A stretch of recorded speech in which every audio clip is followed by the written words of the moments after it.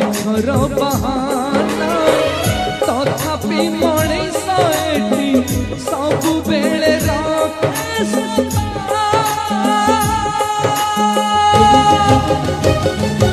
ବଡ଼ ବେଦରଦି କଳା ଶାନ୍ତ, ବଡ଼ ବେଦରଦି କଳା ଶାନ୍ତ।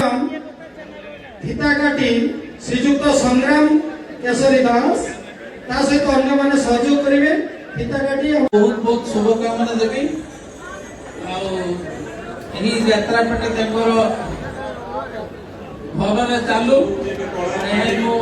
ଏଠି ବହୁ ଲୋକ କଳାକୁ ଭଲ ପାଆନ୍ତି, କଳା ପରିବେଷଣ କରନ୍ତି।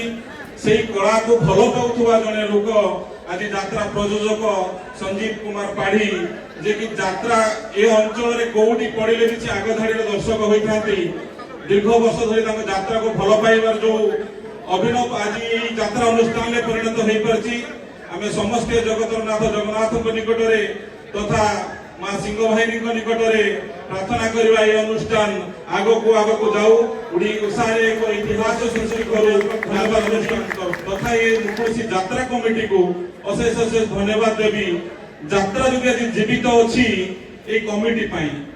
যেতে কমিটি ওড়িশারে অছন্তি কমিটি পাই যাত্রা হেই পারুছি, যাত্রা যাই পারুছি। এই ভলিয়া এক কমিটি কি এটি সুর সুন্দর ভাবে রখি পারিছন্তি, সে পাই এই কমিটির সভাপতি কো অনুরোধ করুছি সে আউ যে আমরা অছন্তি ইয়ে করিবা পাই পরিচালনা করিবে।